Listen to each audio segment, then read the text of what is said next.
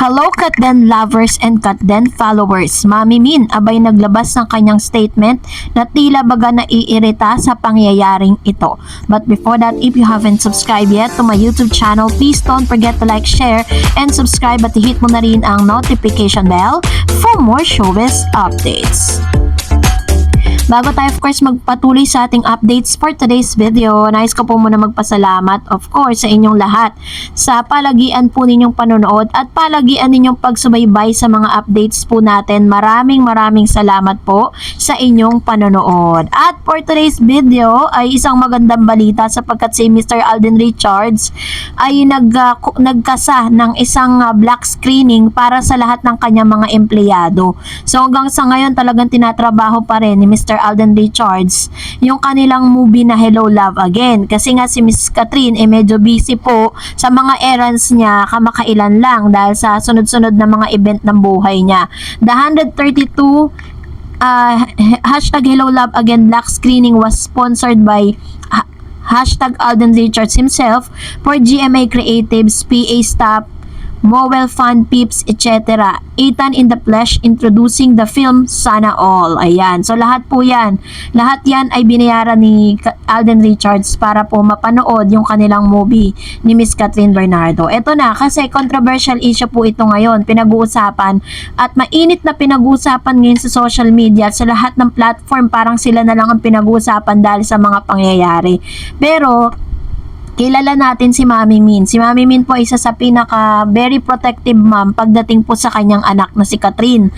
Kapag nasasaktan po si Catherine, si Mami Min ang unang nasasaktan. Matatandaan ninyo na talagang dumurog sa puso ng lahat ng mga fans si Catherine Bernardo ang pag-iyak ni Mami Min during the renewal of contract nitong si Miss Catherine.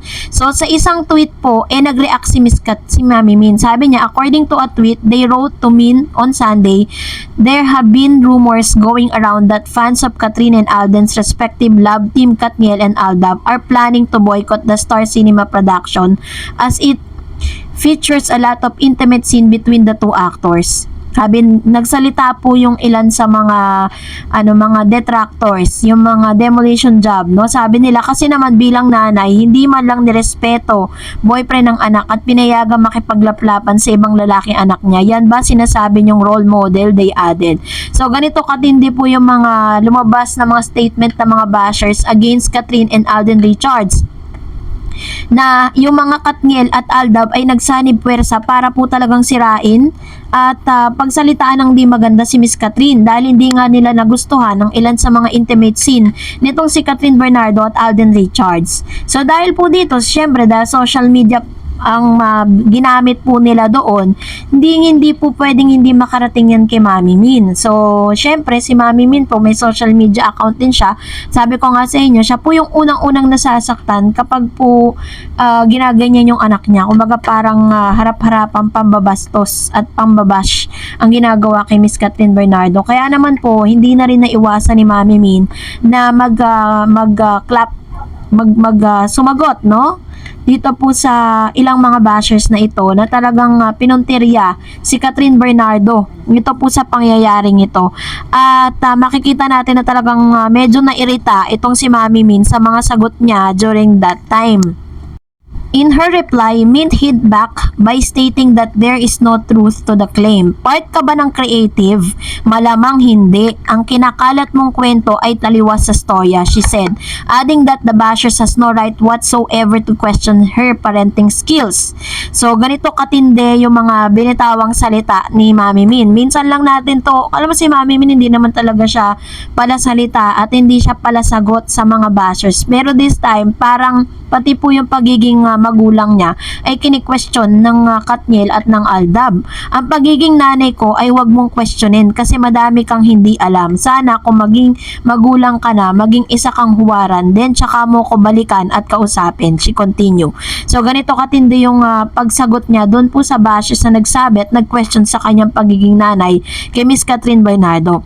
So Dahil po dito, ito po ay talagang kumalat sa buong social media platform. Mukhang irritable ngayon si Mami Min. Hindi kaya affected din kaya si Mami Min sa mga naglalabasang balita ngayon patungkol po sa pag-gate crash nitong si Mr. Daniel Padilla dito kay Miss Catherine without her permission. So yun po yung aalamin natin after po nito, no? And for that, magbasa tayo ng ilan sa mga komento at reaction ninyo. Sabi ni Why Not, ang dami nag-comment. Grabe po yung mga comments ninyo. Sabi niya, Why Not, my stars, it's weird na kumatok at pumasok pa sa room ni Catherine, yung DJ, masyadong entitled. Hindi alam ang salitang walk away. Imagine, may padala-dala pang flowers. Dapat irespeto niya yung space ni Catherine kasi it's been a year na. Kitang-kita mo talaga ang pagkahambog at narcissist ng taong yan. Imagine, masyado lang mabait si Catherine. Pero for me, regardless kung ano man ang reason mo, dapat mahiya ka na kausapin ng taong niloko mo. Sa paningin ng iba, walang masama. Pero in terms of respect, parang binabaliwala niya yung salitang moving on kay Catherine. Red flag talaga kahit kailan. Ayan. So marami naman talagang hindi nagustuhan yung ginawa ni Daniel Padilla na parang he grabbed the opportunity Parang hindi siya na disrespect niya dito si Mami Min kasi 'di ba parang inano niya yung privacy na meron po si Catherine ay in-invade niya that time. Sabi ni Miss Ana Marie Mamba, wala namang masama if just to give a tribute sa success ng HLA for closure provided na sana di maulit, especially Alden wasn't there with respect na rin sa kanya. But if ever totoo man, yes, I'm sure sinabi naman siguro yan ni Kat kay Tisoy.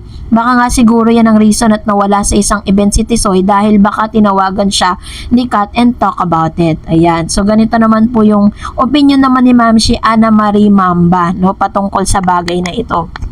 Actually, marami talaga ang hindi nagustuhan yung mga nangyari na yon kasi parang may may hidden agenda, may catch, 'di ba, sa mga nagaganap na tila baga sinasabi ng ilan na nagagamit ang isang Catherine Bernardo para po sa panibagong project niya. Sabi ni Miss Fact Your Business. Ayan, mahaba-haba itong sinabi niya. We don't know what happened inside that dressing room. Kung ano ang napag-usapan nila, yung sinabi ni OG ay kanya lang sariling pananaw. It's either closure ba talaga or Daniel asking for a second chances. Sikat at Daniel lang ang makapagsasabi. Ika nga ni OG Diaz. It's either i-deny nila o i-confirm nila. Lahat ng chismis ngayon ay hearsay or speculation lamang, which is very true. Hindi natin alam kung totoo talagang nangyari yon or baka naman na part nga yan ng kanilang strategy para po mapag-usapan muli sila, 'di ba? Dahil parang nag-a-ask na ng another project, parang ganon. Kasi tapos na ata yung restriction kasi 1 year after isang taon na pagkatapos po ng breakups po nila. So, yun yung iniisip ng lahat, 'di ba? Tama naman na hearsay and speculation. Sabi niya, this is my opinion. Hypothetically, what if DJ asked Kay another chances, then Kay did not close door as a possibility? Nakakalungkot sa part ni RJ. Magpakatotoo tayo, iba ang aura ni Kay ngayon. Sobrang blooming niya kasi base sa values ni Tisoy and also based sa interview nila recently, Tisoy said love is sacrifice. So if hingi ni Kay na bigyan siya ni Tisoy ng space para makapag-isip, hindi malabong mag-sacrifice ang tao for the happiness of Kat. So, yun, doon niya binase, doon sa mga sinabi ni Miss. Kasi sabi ni Tisoy doon na he is willing to sacrifice just to give yung happiness nung taong mahal niya. Parang gano'n yung sinabi niya sa interview niya. Na parang napawaw nga si Miss Catherine doon, na parang Alden Richards is very selfless, na parang okay lang sa kanya magsakripisyo basta sumaya yung taong gusto niya. Parang if you're going to turn it around, diba? Kung itatranspose natin dun sa sarili nating salita.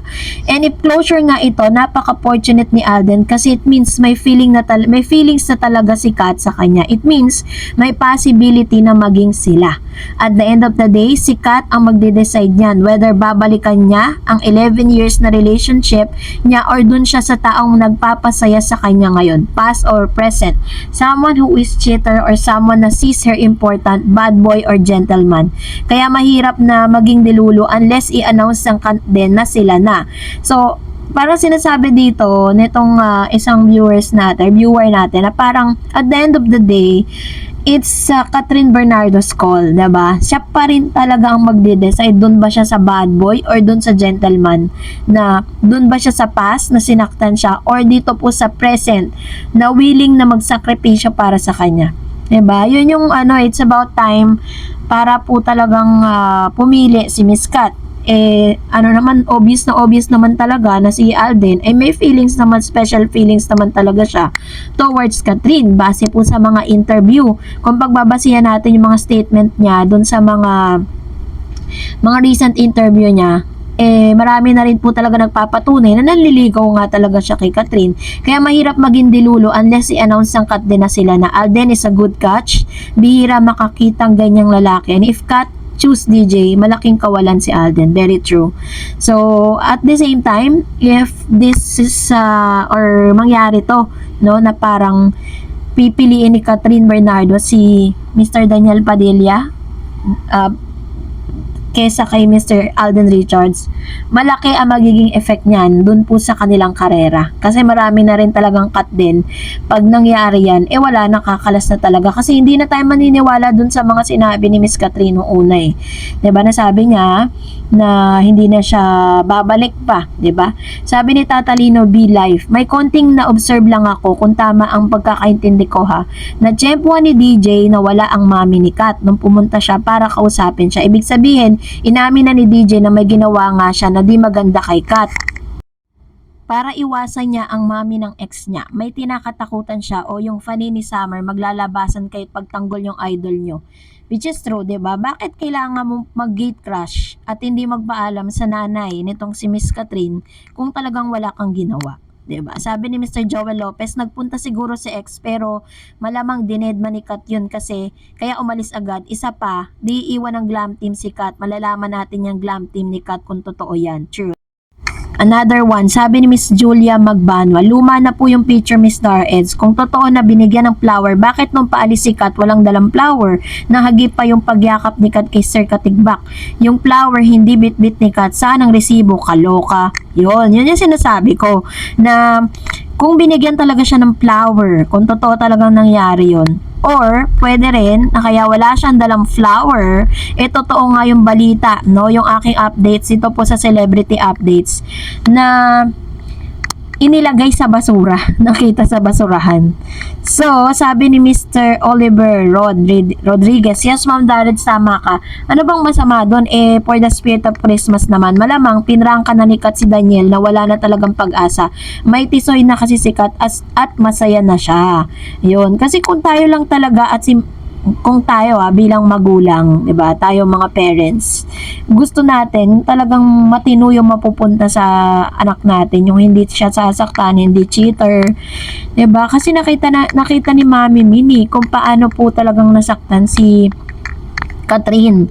Nakita niyo naman yung itsura ni Catherine dun sa A Very Good Girl, kung gaano siya kapayat dahil talagang si Catherine po talagang for the food yan talagang kain ng kain yan, kaya nga talagang marami talaga siyang kumain, pero that time sobra yung pain niya kaya hindi siya makakain. Sabi ni Miss Matilde Limos, hindi na yan babalikan ni Kat, tinuldo ka na ni Catherine ang anumang namamagitan sa kanila.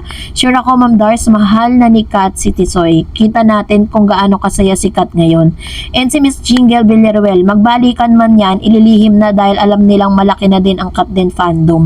Wag naman sana, no? Wag ka sana mag ano.